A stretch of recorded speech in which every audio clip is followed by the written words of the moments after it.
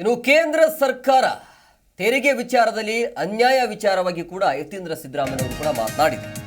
ಕೇಂದ್ರ ತೆರಿಗೆ ಅನುದಾನ ನ್ಯಾಯಯುತ ಹಂಚಿಕೆ ಮಾಡಲಿ, ನಾವು ಕಟ್ಟಿದ ಅಷ್ಟೂ ತೆರಿಗೆ ನಮಗೆ ಕೊಡಿ ಅಂತ ನಾವು ಕೇಳ್ತಾ ಇಲ್ಲ, ಹಿಂದುಳಿದ ರಾಜ್ಯಗಳಿಗೆ ಕೊಡಲಿ, ಆದರೆ ನಮಗೆ ಅನ್ಯಾಯ ಆಗ್ತಿದೆ ಅಂತೇಳಿ ಆಕ್ರೋಶವನ್ನು ಹೊರಹಾಕಿದ್ರು. 1 ರೂಪಾಯಿಗೆ 12 ಪೈಸೆ ಬದಲು 20 ಅಥವಾ 25 ಪೈಸೆ ಕೊಡಲಿ ಅಂತ ನಾವು ಹೇಳ್ತಾ ಇದ್ದೀವಿ. ನಾವು ಕೊಡುವಷ್ಟು ದುಡ್ಡು ಕೊಡಲಿ ಅಂತಲ್ಲ. ಈಗ 100 ರೂಪಾಯಿ ಕೊಡ್ತೀವಿ ಅಂತ ಹೇಳಿದಾಗ 30-40 ರೂಪಾಯಿ ಕೊಡೋದಕ್ಕೆ ಅವರಿಗೇನು ಅಂತೇಳಿ, ಅಂದರೆ 1 ರೂಪಾಯಿಗೆ 12 ಪೈಸೆ ಬದಲು ಒಂದು 20-25 ಪೈಸೆ ಕೊಟ್ಟರೆ ಏನಾಗುತ್ತೆ? ಅದು ಯಾರಿಗೆ ಕೊಡಬೇಕು? ಹಿಂದುಳಿದ ರಾಜ್ಯಗಳಿಗೆ ಕೊಡಲಿ. ಸೊ ಈ ಒಂದು ಪ್ರಶ್ನೆಯನ್ನು ನಾವು ಮಾಡ್ತಾ ಇದ್ದೀವಿ ಅಂತೇಳಿ ಆಕ್ರೋಶವನ್ನು ಹೊರಹಾಕಿದರು. ಕೇಂದ್ರ ತೆರಿಗೆ ಅನುದಾನದ ವಿಚಾರವಾಗಿ ಮಾತನಾಡಿದರು.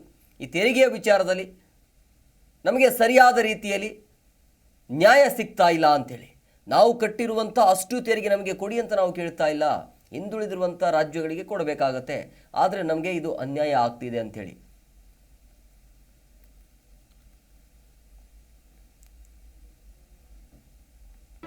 ಜಿ ಕನ್ನಡ ನ್ಯೂಸ್ ಈಗ ನಿಮ್ಮ ಮನೆಯಲ್ಲೇ ನೋಡಿ. ಎಲ್ಲ ಕೇಬಲ್ಗಳಲ್ಲಿ ಈಗ ಲಭ್ಯ.